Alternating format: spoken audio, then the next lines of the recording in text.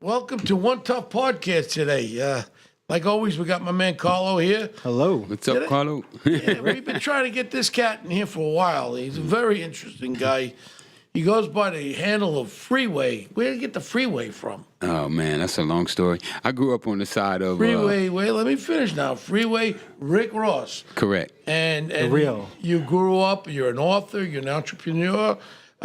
You also was a former drug kingpin? Yeah. Not even a dealer. You get like a kingpin, man. I'm very, I knew Nicky Bonds. He was a kingpin too, the Hayes brothers. Yeah. I bow-eyed them in the cell once. Yeah, but I go back in from New York days with a lot of the major drug kingpins and dealers and all that when I was a detective. But you were at a point where you were making $3 million a day dealing drugs. $3 million a day. Where's the cash? Good question. But let's talk about. Well, you know, DEA got their cut. What's that? I say the DEA got their cut. Well, like you say, let's talk about your life because it's one of the most interesting stories. And regardless of anything anybody feels about it, you're still a lucky guy. I am very. Lucky guy in the sense that guys that done what you've done before, they ain't gonna So see, many They ways. ain't gonna see the door. And you want to know something? I think your story can help other people. Yes. And let's talk about where you grew up. Well, a lot of them won't even see sunlight again. Yeah. You know, so I definitely feel fortunate that I'm here today, you know, to be walking the streets of New York. You know, it's like, wow, you're looking up and you're seeing the billboards and things that you thought at one time you may never see again. Yeah. So, Yeah. And the touch, you know, to touch women, you know. I just left BET and I took pictures with about 3 young ladies over there, and it was like, wow, it was one day that I didn't know if I would ever get to do that again. So, Well, can imagine. let's talk about where you grew up first. Let's start off as a kid. Where'd you grow up? I grew up in South Central Los Angeles. You know, they changed the name now, but on 77, 87 to Figueroa. Can't remember my own address, right? 87 to Figueroa is where I grew up. It was an interesting time, you know. The city was starting. What year are we talking about now? We moved there in '69, I think it was. So Okay, I was about prior 9 years to old. those bad cops, those Rampart guys. Oh yeah. That was much later. Well, you know, the Freeway Task Force started Rampart. You know, I had my own task force. Really? Yeah, They were going after you? They were going after me. It was 35 cops got indicted. They No, were 35 bad- cops. They were bad guys, those cops. They Super were bad. Robbing everybody. Handcuffing you and beating you. And then robbing you. All these scars in my head was while I was handcuffed. They let the dog bite me while I was handcuffed. And I had surrendered. You know, I had put up no resistance. I did run, though. I ran from them. I'd be running right next to you, man. Feet don't fail me now. Now, as a kid, you grew up. Give me your family structure. How many siblings did you have? And you were an athlete, too, at one point, right? Yeah. I had a brother and a sister, biological, and my mom had adopted 3 of my cousins because their mother and father had died earlier. So it was really 6 of us in the house. We grew up very poor. My mom and her sister-in-law was buying the house together, and her sister-in-law died, and it wound up leaving my mom with all the responsibility, and that affected us as a family financially. Mom was trying to make the ends meet, and it was tough. Yeah. So then you had to work as a kid, too. Yeah, What'd you I do did to all make kind of money? odd jobs. Right. What'd you do? to make Bottles, money? cans, you know. I was probably one of the first kids in L.A. to sell aluminum cans. Picking up soda cans. Yeah, off the street. I used to go to the neighbors when they would give you 5 cents back off of a bottle from soda. I used to go to the neighbors and collect those and sell those. I used to put on car washes with my friends.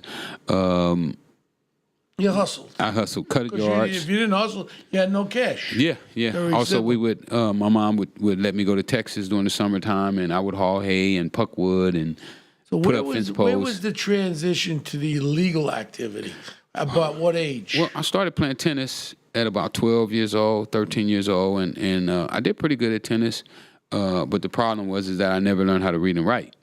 So when it was time to go to college, I found out I was in a rude awakening that I wouldn't be going to college because I couldn't read or write. Wow. So I found myself tennis kind of kept me out of South Central.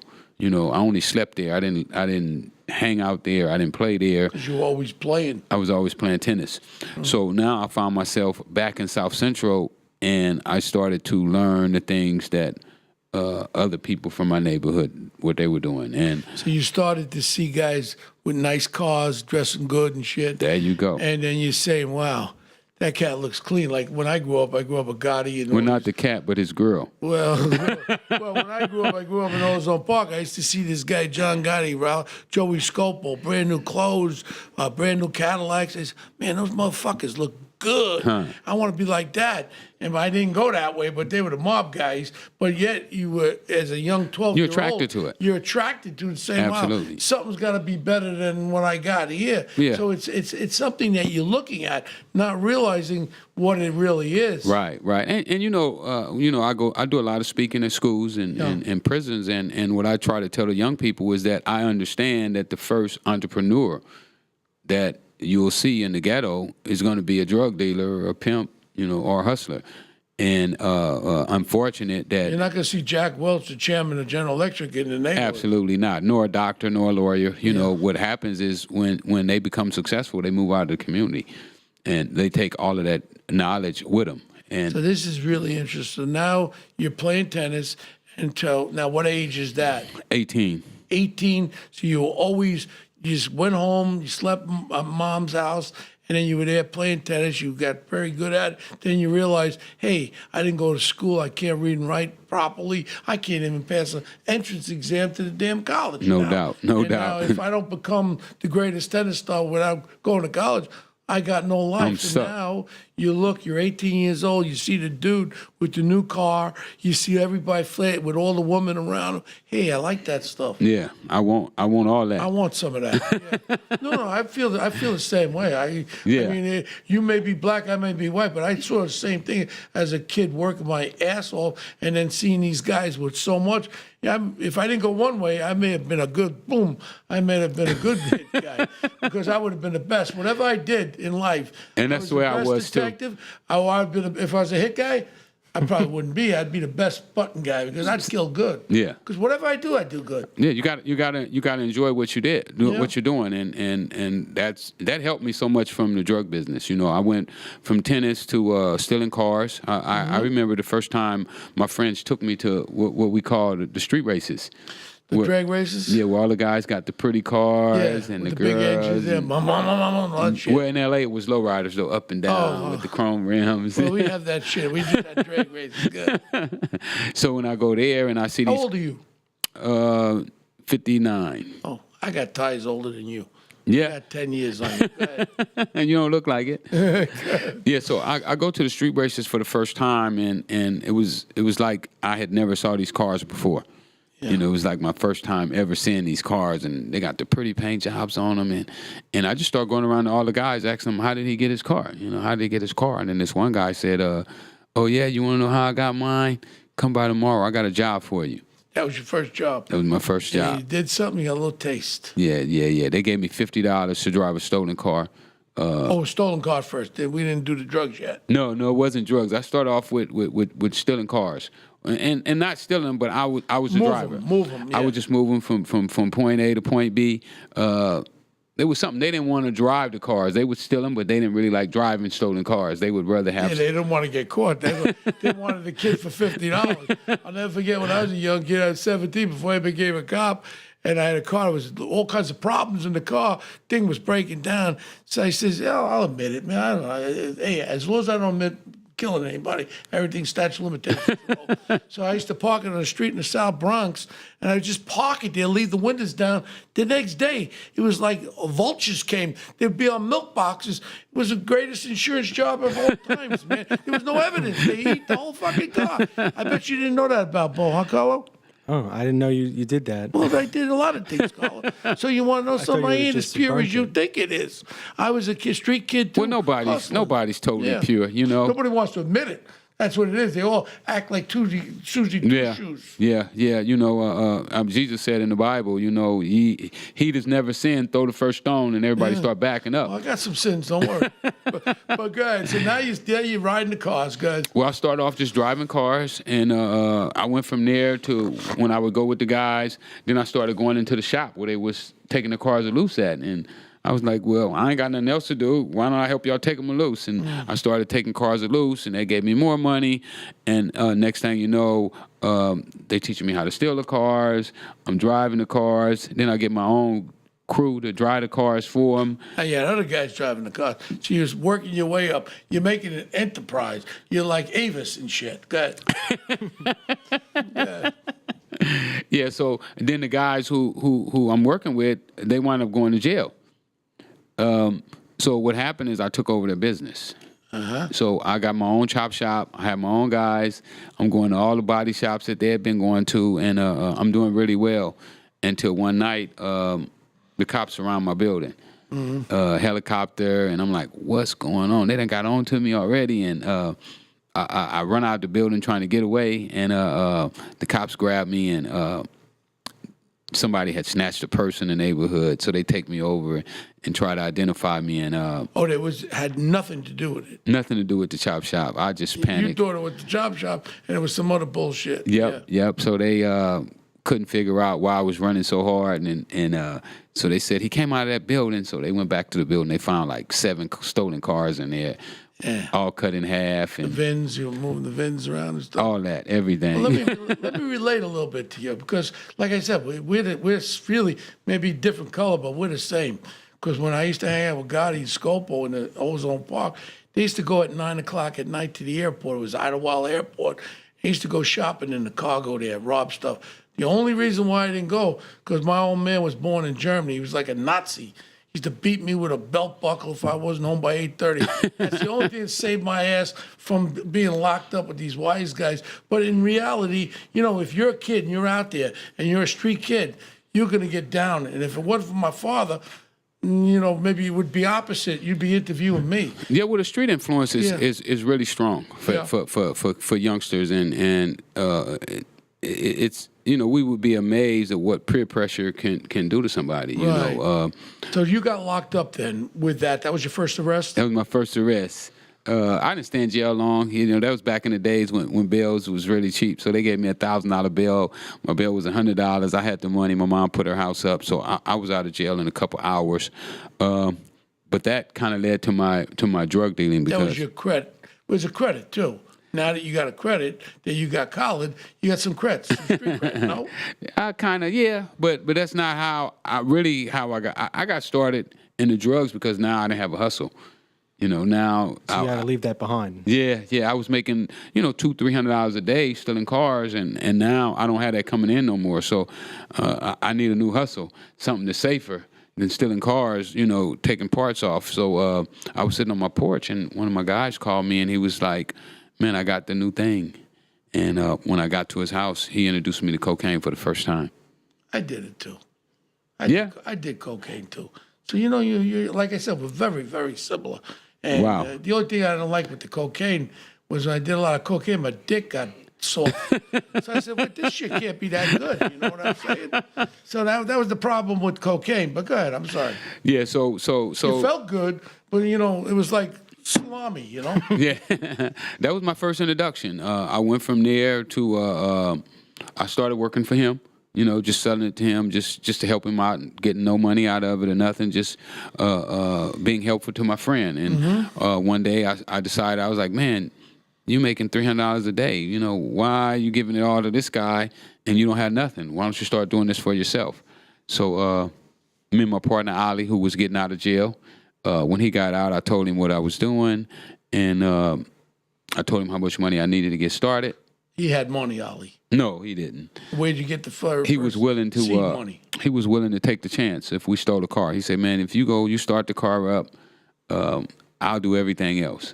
So. So what was the first little bag of money? How much? $300. $300 to buy the first. Well, truck. really, it was supposed to be $300. We stole a car from my junior high school. We sold the rims for $250, so we were still short. $250 for a gram. You put $250 for it was supposed to be an 8-track, but it was about a gram because they should cut it up you back then. stepped on that shit. No, they did. We didn't step on Baby it. laxative, man, be shitting down your leg and stuff. But go ahead. So we You don't know about baby laxative, son. This is how you. Cut He's that young. stuff He's young, down. huh? Yeah. He's got his eyes like, what's baby the laxative? seals. Yeah, go ahead. So we took that money and we went to my partner who I've been working for and told him we had $250 and he gave us what they call an 8-track, and that's how we got started. So now the first amount was a little under a gram. So then once you made the money on that, you were able to buy more quantity. Yeah. We just kept reinvesting our money.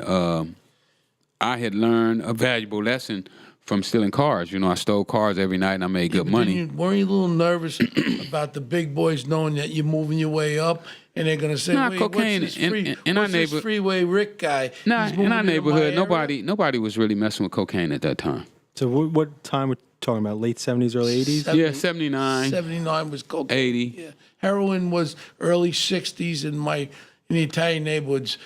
Heroin was the early 60s. Believe it or not, I know 10 guys overdosed, dead on heroin. Italian communities, Gumbades, were shooting heroin with the eyedropper. I used to hold a guy with a strap on a train tracks when I was 12 years old. 10 guys died. People don't realize they thought it was just black Hispanic community. No, the Italians had a problem with heroin in the early 60s, too. That's something to note. Yeah, we had our problem was PCP at that time. Everybody was smoking the angel dust, PCP, animal tranquilizer. The stuff Yeah. that. And But with the me, PCP makes you go crazy. The two scumbags that raped a nun in a convent on East Harlem, when they carved 27 crosses into the nun, they put brooms in her. They were on PCP. The two cats that did that. Yeah. PCP was crazy. I mean, it would have people naked, climbing trees and jumping off bridges and You couldn't lock them up because they were crazy. I mean, you try to lock a guy up on they would put him in the crazy house. Yeah. They would put him in So crazy the police houses. priority was on stopping PCP, and they weren't. Yeah, they didn't care about cocaine at that cocaine time. was it was kind of funny. In the 70s, when I was a detective in New York, I remember going to Jimmy K's restaurant. It was a Chinese restaurant. We're having Chinese food there, some heavy-duty guys. Guy comes out with look like a sugar fucking bowl, and they're doing cocaine. I'm a detective. I took a couple of hits on it, but it was before it was like cocaine wasn't was taboo. not. It wasn't Yeah, it taboo wasn't. yet. I think it wasn't even rated yet on the drug list yet. Then they moved it up to the drug list. But cocaine was like when we used to go to Studio 54, everybody was blowing it Yeah. and all that stuff. So in reality, no one cared about it. And that's what happened to me. So I thought that selling cocaine was like Legal. was being a star. Right. Rick James was doing it, Sly and the Family Stones, Quincy Jones, Bodito was doing it. Bodito. Everybody was doing it. So it's like, I want to be like those guys. Right. Like I want to be like Rick James. Yeah. I want Tina Marie too. Yeah, I want some of that. Yeah. Get super freaky. So then the cocaine was the area that was not like the real drugs. So you capitalized on that theory. Well, that's what I thought. And I'm young too. Never read a book, don't watch the news. I don't know nothing. I'm an idiot, really. I just knew the streets. I learned the streets from hustling the cars and running with the guys that was hustling the cars. I just learned everybody. So I took that experience and started to use it toward the drug business. So cocaine now, that was your flavor. Go. So Yeah. now you build it up. You're building it up. You got the reputation on the street. Get the Freeway Ross. You want good cocaine. You don't want the bullshit stuff. You're not going to get robbed. You're not going to get robbed. They ain't going to rob you. They're going to do a business, feel comfortable. You want to go to the club, buy your gram, take it for high, nice, no problem. Exactly. Yeah, exactly. I like that. And I that's like what guys are looking for. No problems. No problems. Because the gangbangers weren't really involved in the cocaine. No, not then. Not in the beginning. They got in later on, probably around 82. They started. And they got into the cocaine too? Yeah, they They got saw in. money was being made. Hey, where's mine? Yeah, and then they want to extort you. Give me some of that money. No, I'll teach you how to sell cocaine. You get your own money. Yeah. So. Did you ever, I think listeners really like to hear, did you ever have a real time when someone tried to whack you? They tried to kidnap me one time. You know. I mean, shoot at you. Oh, I done Point got blank. shot at a lot of times. Yeah, I done got shot at a Did lot of it times. hit you? No, I'm I got fast. shot 6 times at. I'm fast. You know how duck, I missed the bullets. weave, and Missed me bob. too. But I did have brass knuckles. That mother went right to the hospital without passing go. The guy shoots at me 5 times, throws a gun down, says, "You got me." I says, "Gotcha? Your day just began, man." Yeah, I got they tried to so kidnap much- me right in front of my mom's house. You know, one night I'm coming out the house, and I describe it in the book in great detail how it happened. And I come out, I don't have on no shirt, no shoes, just my pants, and I'm going to move the car. And this guy called me, and he got this gorgeous girl with him. And I'm like, wow, she's gorgeous. And the guy calls my name, you know, I'm saying, like, do I know you? You know, I'm looking and He was looking. luring you in like a little baitation, huh? Yeah, so I'm watching I'd be her. right and, there with you going down on that. and not paying attention to him, and all of a sudden he just popped the gun out on me and put it to my head and was like, get back in the car. And Did you go in the car? You just run? well, you know, we had a no kidnap policy. You know, like if you get kidnapped, we're not paying no ransoms. So, you know, I felt that if I got in that car, I could get killed. Well, feet don't fail me now. Yeah, so I played like I was going to get in the car, and when I got ready to get in, the guy had the gun, and I sit down in the car, and he was still standing outside the car like this here, so he got the gun down, and his head is up like this, and I saw my opportunity. I reached and I grabbed him, and I twisted his arm. The gun fell. The chick grabbed the gun and started shooting at both of us, so I took off running. And Swaying, man. yeah, lucky I got Run away. like this. I got away Run that straight. night. It's like a snake, man. You can't get. I've been shot at by the cops, too, though. Yeah. Yeah, many times. Like 3 times the cops shot at me. The Freeway Task Force, ruthless guys, stealing money, planting drugs. I got my skull fractured by a cop. 6 times he hit me with a blackjack. Yeah, Yeah. While I was a detective. he was trying to get rid of you. No, he didn't know I was a cop. He just thought I was a Puerto Rican. I used to put theatrical makeup on, dry blood, and when I was a decoy. And they locked up the Hayes brothers. These were the enforcers for Nicky Bonds, and they had killed a Mount Vernon cop. So I was out decoying, and all of a sudden I come into the station. I say, "Who's yelling like that?" "Oh, we got the Hayes brothers. They just had the shootout with the Conrail cops on 120 Fisher." I said, "Wait a second. Those mothers just killed the cop in Mount Vernon. What are they yelling? They don't want their Polaroid taken."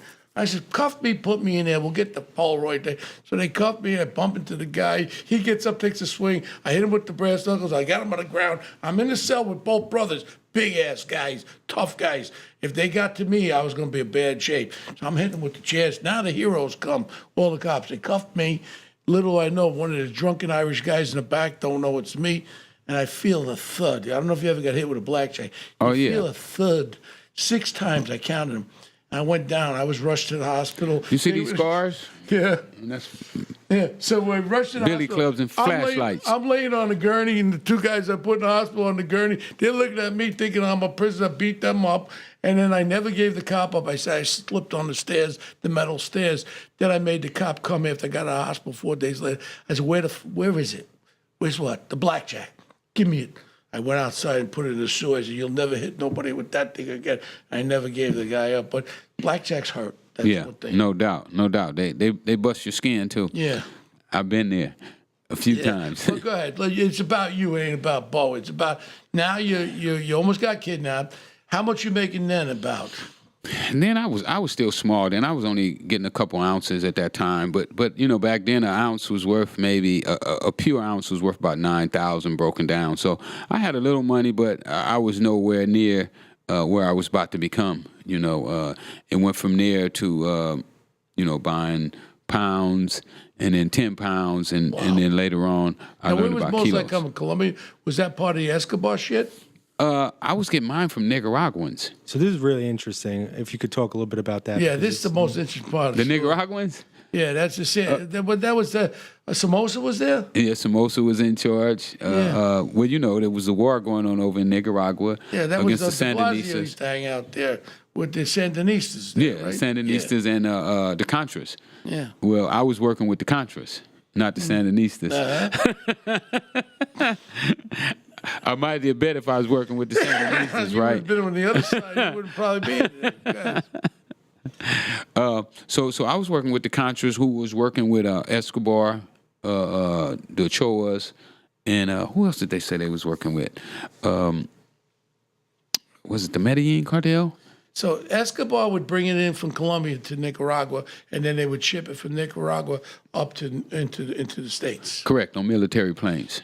on military planes. Yeah, remember they used to take supplies from America to the Contras to fight the war because And then it would ship the shit back. right in the planes. What happened when my informant testified against me in court? The same guy who I used to get my drugs from. He wound up setting me up and got me busted. What was his name? Danilo Blandon. So when he testified in court, he said that Ronald Reagan gave him $18 million. He said, no way you could fight a war for $18 million when the Sandinistas had got $100 million from Russia. So they was out-armed. So what they decided to do was to take the $18 million and buy drugs from Escobar. Wow. And double it or triple it. So they were trying to bring the deficit up because they weren't getting enough money for the arms. Correct. Got Correct. into the drug deal. And then, Ronald Reagan And the government, American government knew about it.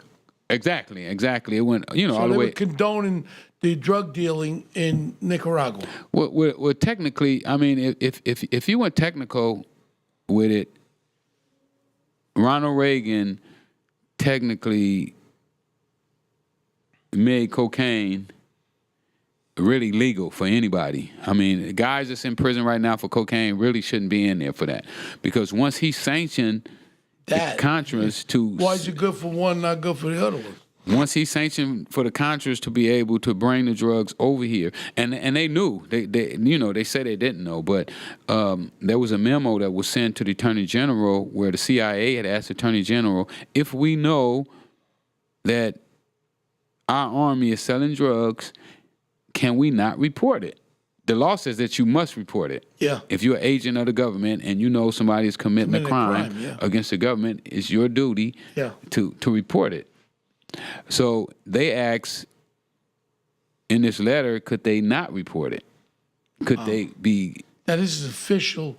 It's an official document. Documents. Yeah. I when all of this came out in the San Jose Mercury News with Gary Webb, the reporter who broke it, who everybody crucified for saying what he said. Prior to to do it with the Nicaraguan thing, your business, let's go back a little bit, your business was building up. Then you were doing real well. Real well. Yeah, I started off with, like I said, making, $300 a week to $300 a day to $1,000 a day, $10,000 a day, $100,000 a day, $500,000 a day. Money, man. I enjoyed it. I gave it to the women. Yeah, but didn't you save a little bit, man? Ammunition cans somewhere? I tried.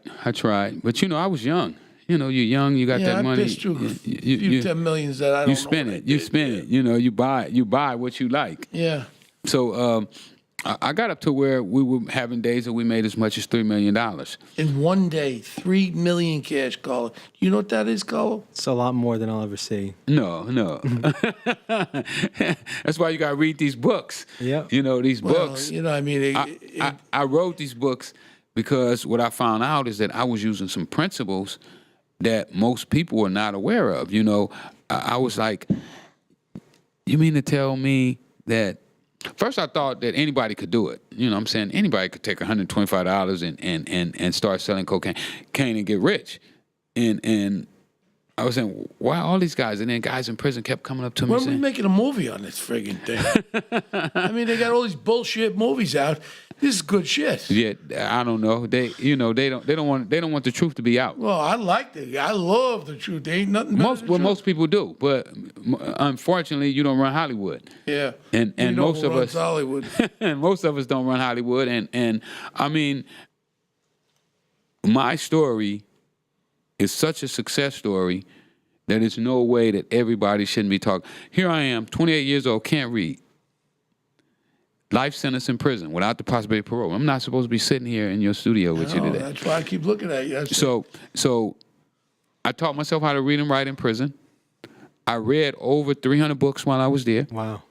So I educated myself. Remember I told you I couldn't go to college because I couldn't read? Well, now the colleges paid me to come and speak to their kids. Wow. I spoke at Brown University. I spoke at Stanford, UCLA, USC Law School, Louisville, Kentucky.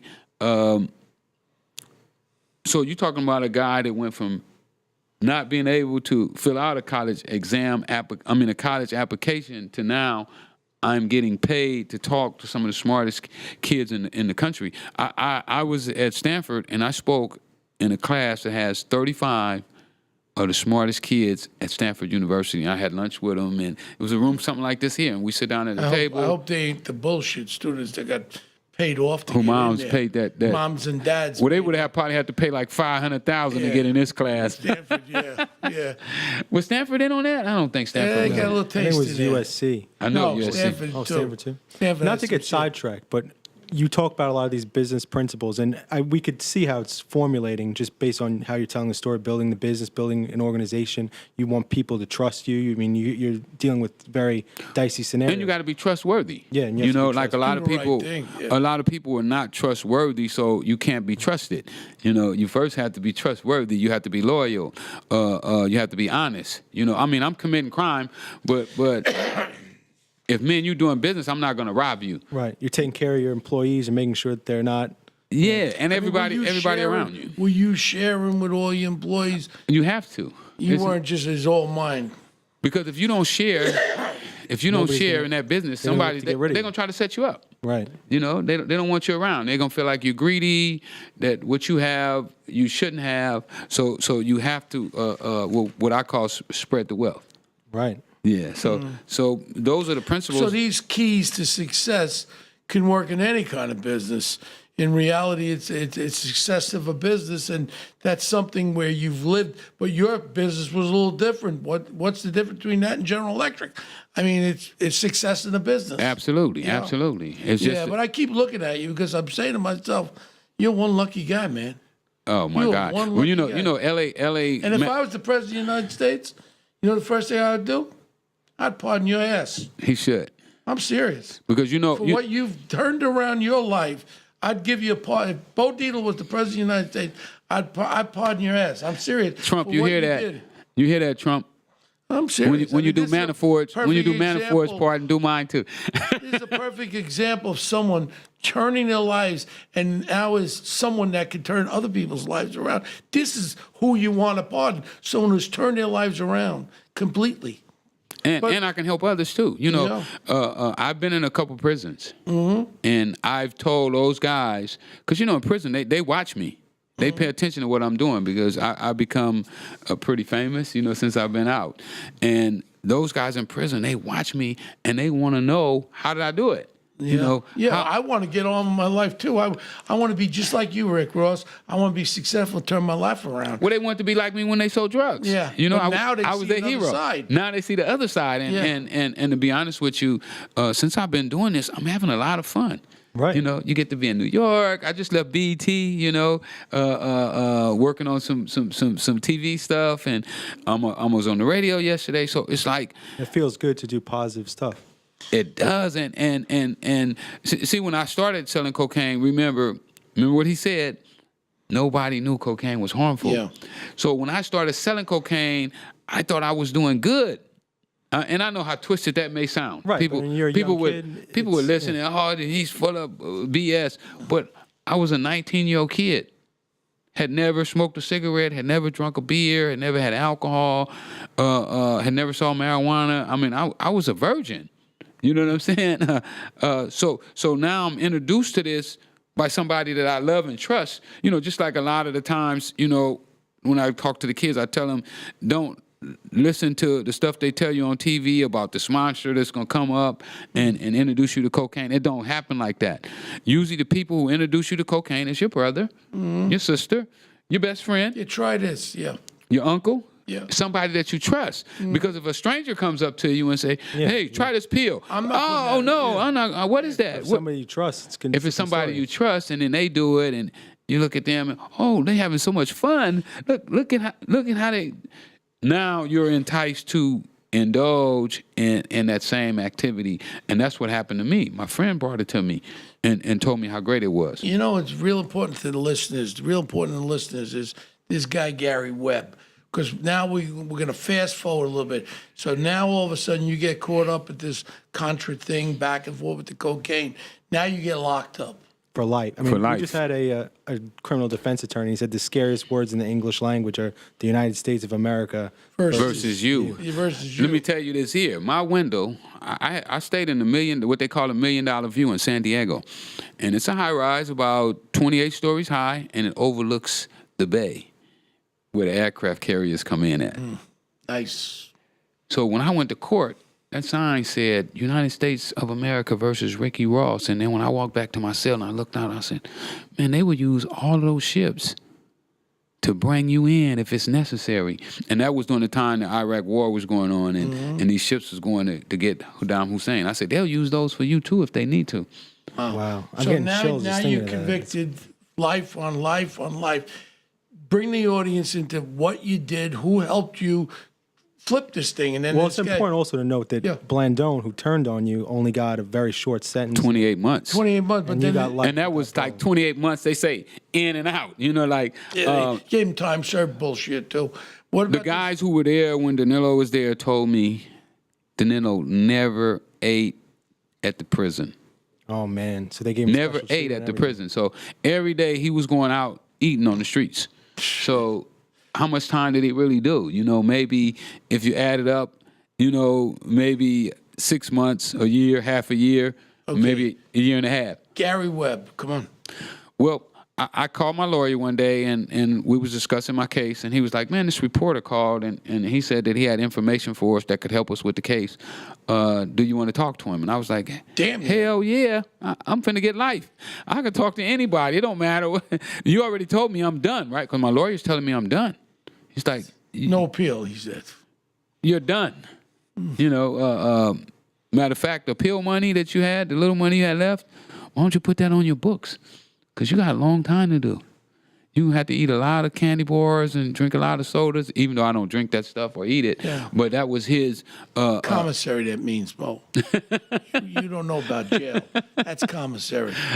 So he was saying to put that money on your books so that, you know, so that you could have some luxury, you know, for the remaining of your life. Buy soap, too. Good. Toothpaste. Toothpaste and toothbrushes. Good. So I told him, yeah, I wanted to talk to Gary. So Gary came down to see me in the prison, and I like Gary. He was cool, you know, kind of hippie. Tell the audience, hippie-ish. who's Gary? Gary Webb was from the San Jose Mercury News. He was a reporter, investigative reporter. Gary had, when he came down and talked to me, he showed me some of the articles he had did. A lot of people don't even know, but Gary is the one that stopped the forfeiture, the way they was doing forfeiture in the United States. Asset forfeiture, that's a big thing that's happening now. You know. Well, you know, back in the day, before Gary had attacked it, if you got pulled over and they found a joint, a roach in your car, Take your whole car. they could take your car. Yeah. And you never go to court. Never get a ticket, nothing.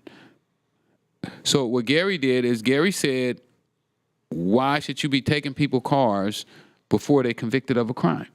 If you're not convicted of a crime, you shouldn't be allowed to take their cars. Right. Because it became to where they were just forfeiting your assets. You know, they come in Anything. your house, you got a pound of weed, or we take your house. So Gary is the one that initiated that a person should be convicted before they you can could forfeit. Yeah. Yeah, okay.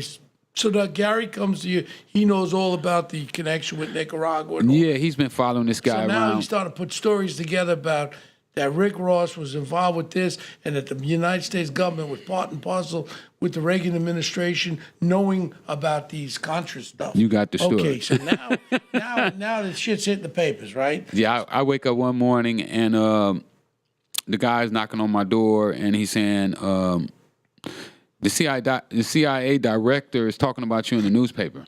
And I get the paper and I'm like, what? And then Gary's paper come out the same day, Dark Alliance, where he detailed that Danilo Blandón was the Minister of Agriculture from Nicaragua, and that they were kicked out of Nicaragua, and they came over here to start selling drugs.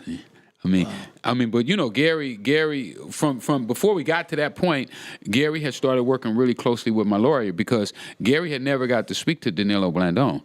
You know, the government wouldn't let him speak to him. So the only way that Gary could talk to him was through my lawyer. So during court, during my trial, Gary is sitting right behind our table, and him and my lawyer is just going like, and then the judge sees it, and the judge is like, hold up, what are you two doing in here?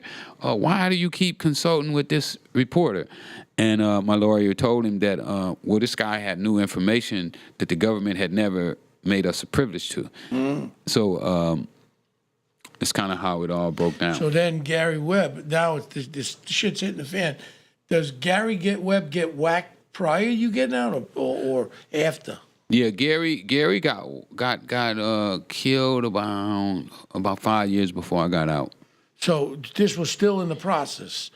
Now this was being uncovered, and mysteriously he ends up with 2 slugs in his head. Yeah. It was sad for America, for people. Period. What happened to Gary? Gary was a great reporter. Was a great guy. Did they ever get the guys that killed him? No. They ruled it a suicide. Twice. That's some. Well, they had a badass doctor. Mother that could, I had one suicide. They said it was a suicide guy shot himself 4 times in the head. I said, mother, how can that be a suicide? How do you shoot 4 times in the head? Yeah. How could you be conscious enough to say I didn't do the job right? Yeah. So now the case is unraveling. So when's the first time that you actually hear that you're going to see the sunlight and see some really nice legs and some nice titties? When do you realize that? I was at Lompoc USP. Lompoc, they call it the New Rock, and I was on the phone talking to my mom, and I heard this roar go up inside the jail, and I thought it was Jerry Springer. You know, the guys love Jerry Springer in the joint, right? And it was Jerry Springer time. And I look, and I'm like, ain't nobody watching TV. What's going on? The TV's not even on. And then I see this young kid that I mess with, and he's running down the tier, and they like, oh, they on the radio. You won your appeal. You won your appeal. What? That's how you heard about it? Yeah, so Wow. I dropped the phone, and I run to the radio, and I catch the end of it, and they were describing the case and everything, and then the last part was that I heard was confirmed in part. They confirmed the conviction, but reversed my sentence, and they said that the most the judge could give me was 24 years. So How long had you been in? I'd been in about 8 years then, 9 years. I still would have had a long time to do, but it felt a lot better. You sort of like it. I felt a lot better than that life sentence. So, Wow, that must have been the thrill. It of- was. You say It one was. moment of your life was that listening to people yell, right? yeah, it was like unbelievable to. But I had felt that I was gonna win. I mean, I knew from reading the law that I should have won. I should have had my whole case should have been dismissed because Danilo was over here on an illegal green card. They forged his green card. Yes, it was all a process of forgery from the beginning. Yeah, so we argued that had the jury known that the DA agents And his credibility been like Sammy Gravana that killed 19 guys. None. No credibility. None. Yeah. So and he was my only witness. Yeah. So we felt that the whole case should have been dismissed. Yeah, because his credibility would have been out the friggin' door. Yeah. The jury would say he's running shit. He's worse than the And if the prosecutor puts on evidence that's not factual, or lies, and know that he's putting on a lie, and we felt that the prosecutor and the DA agents all knew that Danilo Blandon's paperwork was forged. Wow. So you only did 8 years. How'd you get out after 8? Why didn't you get 20? no, I would already did 8 when the the case work got came. reversed. Yeah. Okay. Now I still have to finish my time.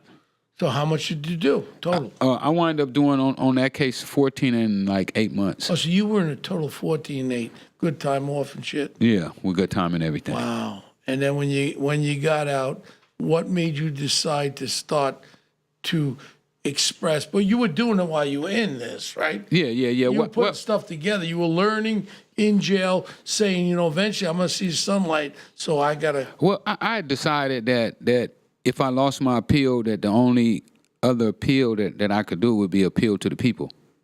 I looked at my circumstances, and I said, you know what? If the president of the United States wanted to give you a pardon, nobody would protest it, except maybe the prosecutor. You know, it wouldn't be like some lady on the street and saying, "Oh, you know what? He sold drugs to my son and he OD'd." I wasn't gonna have that. There was gonna be nobody.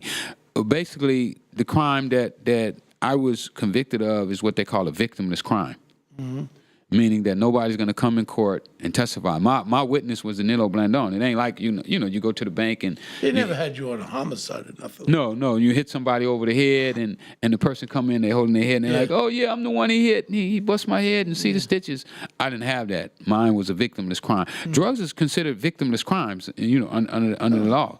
Even though... Well, you just tell me the difference between my friend... I've never seen too many guys on pot take a fucking bottle and smash it over a guy's head. I've seen a lot of guys on alcohol smashing bottles over guys' heads. Absolutely. Really, let's get it down to what it is. Yeah. I mean, alcohol is as bad as anything. The worst. Yeah. I mean, more people die from alcohol and cigarettes than all illegal drugs combined. Right.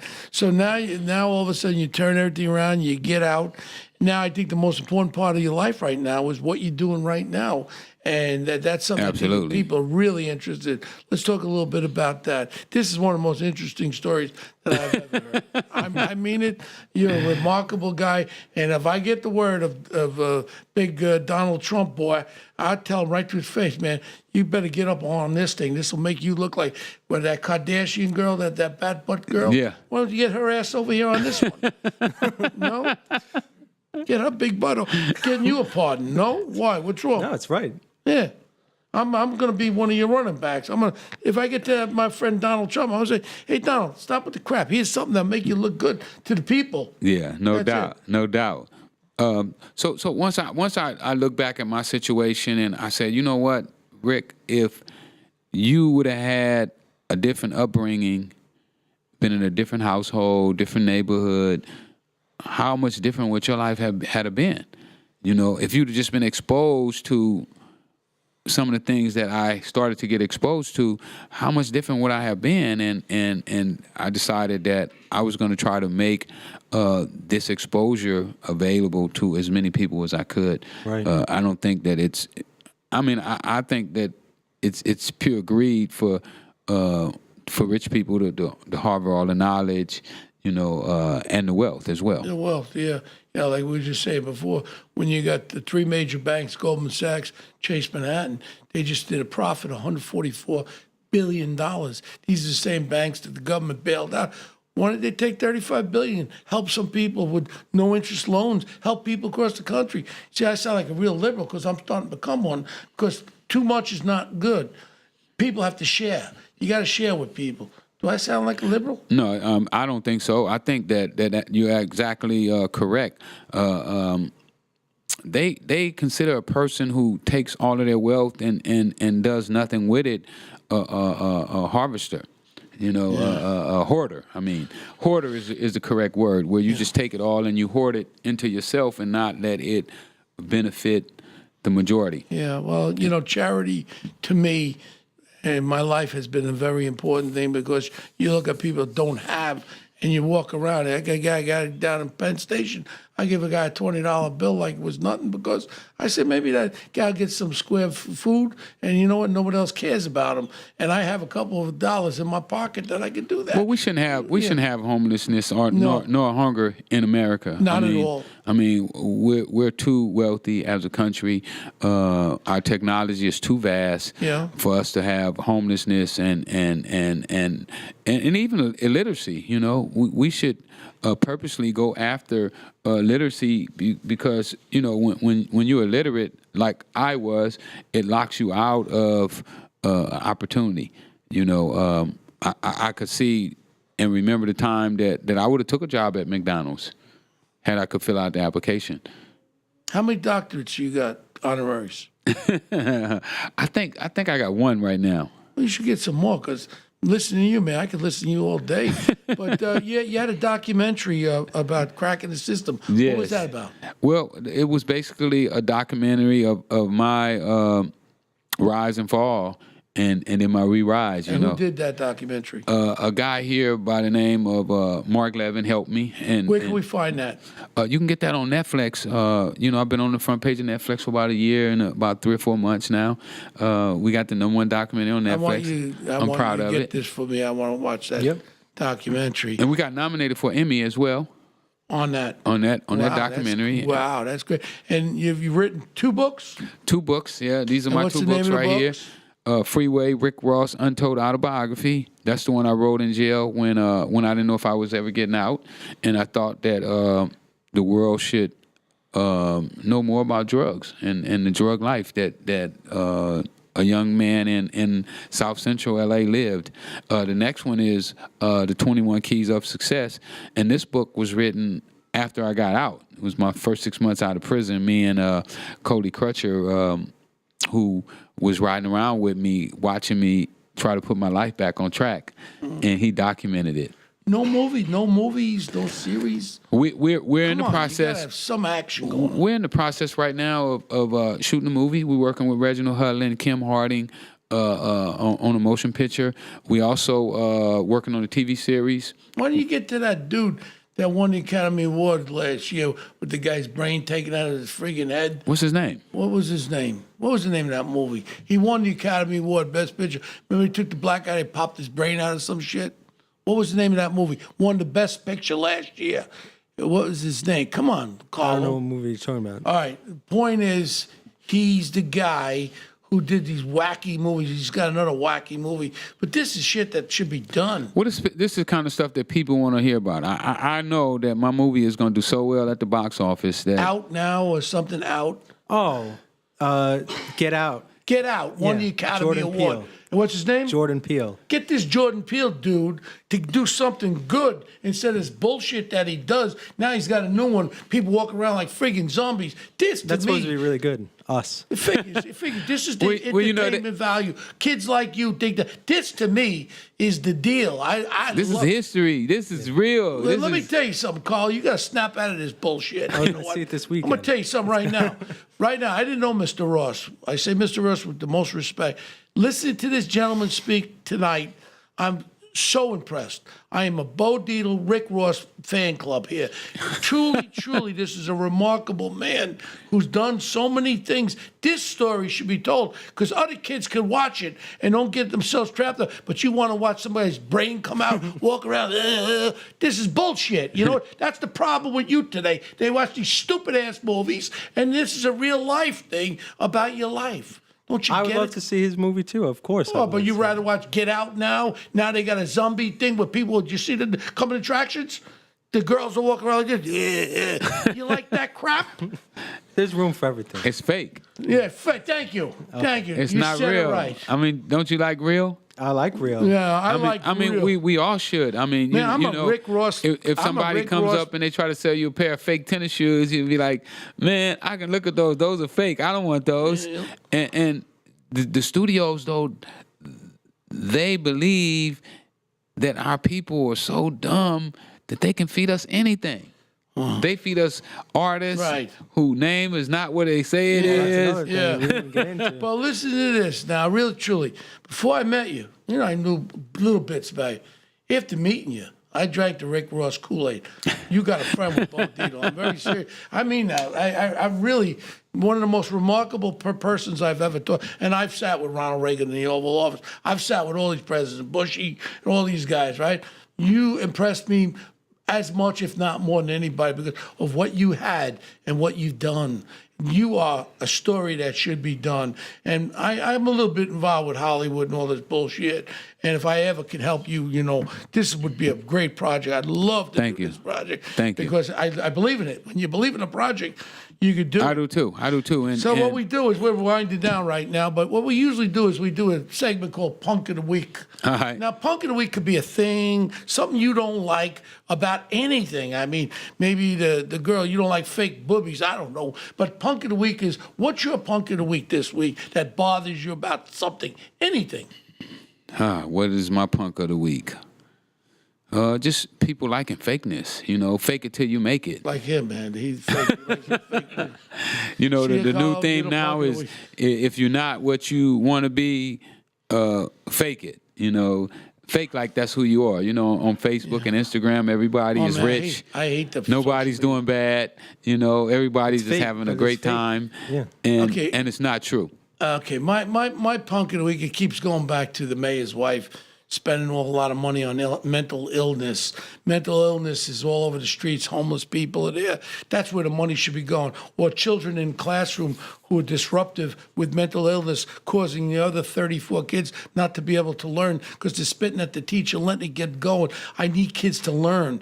And we got to help the ones with mental illness. By just pushing them through doesn't help. And that's my punk of the week. Help children, because children are everything. They're man, the future. And we got to deal with it. Why don't we get some contact things where people can find out Rick, where can more? we find you? Where can we get your books? You can get my books on my website, freewayrickyross.com.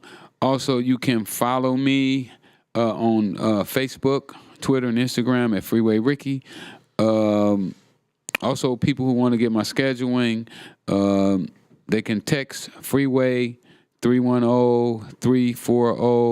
310-340-1930. And that'll be having all my updates of what city I'm going to. Also, they can contact my manager, Hayes. That's on my website as well for bookings. Anybody that's interested in booking me, getting interviews, and so forth.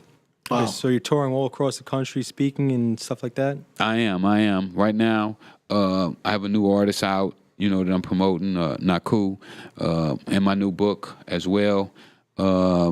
Pretty soon I will be promoting the movie in about 30, 40 days. We're getting ready to start picking the actors and actresses. Which movie's this? This is my life story. They've been stealing my story as Wait well. a second. So you got something going. I got a movie going right now. It's not going. How much money? How much behind cash? I think we raised like $11 million to do it. It's a small budget. Not a bad budget. Not a bad budget, but- wow. So you actually, who's directing? I can't tell. Oh, okay. They don't want me to mention who the You got any director is part right for a now. White guy? Yeah, absolutely. Yeah, Absolutely. I'm in the Absolutely, Irishman absolutely. With De Niro, Pacino. No. I'm Definitely. serious. I'll get Definitely. down. I got you. Tell you director, throw the script at the bar. I could do anything. I got want you, me bro. to shave my beard off? I'll No, do we got anything. you. I got a role for you. I'm serious. Done. I'd be honored. Done. And I'm coming out with a big movie, $200 million movie called The Irishman in the fall. I play opposite. I'm the boss of Pacino, De Niro. That's the what's the guy's name? Jimmy Hoffa that gets whacked. Oh, I remember that. I remember that This story. is a big movie, Netflix, major movie. Oh, you gonna be Jimmy Hoffa? No, I'm Joey Glimko, Okay. the wise guy from Chicago that says there's only one, excuse me on language, people, there's only one fucking reason why you're here. This to De Niro, because no one knows who the fuck you are. After you finish with these unions, you get the fuck back to Philadelphia. A lot of cursing. A Yeah, lot of cursing. yeah. Excuse my language, people, but that's part of the movie. It's real. But I want that part in your movie. I'll tell you what, I'm serious, man. I'd be real honored. All right. We're gonna work on that. Yeah. But you got a friend in New York, and next time you give me a little headway, we'll grab a little dinner together, and Let's do it. I Let's want do to be it. part of you. All right, let's do it. And too, I had a great article they did on me in Esquire magazine's 80th anniversary. Wow. Yeah, I was the key story in there over Obama and Clinton and all of them. They said that my Put story him all over had that the shit. most. You do all that. What we got? 50 So billion you can followers. follow us on Twitter. We're at One Tough Podcast. Bo is at Bo Deedle on Twitter. We're going to have all this info out Wow. when the episode's released, and where to find Rick, where to get his books, Yeah. and where to find the documentary. And we'll stay tuned for You know news what? on the movie. You know what? I'll say right now, best interview I've done. I've done about 40 of these podcasts. This is the most interesting one I've done, man. Thank you. And I mean that. Thank you, Bo. All right. You be well. Be healthy. Rick Ross, really great Thank having you, you on everybody. today. Thank you. And you can email all your questions or anything that you want to say to us. We're at onetoughpodcast@gmail.com, and we'll see you next week.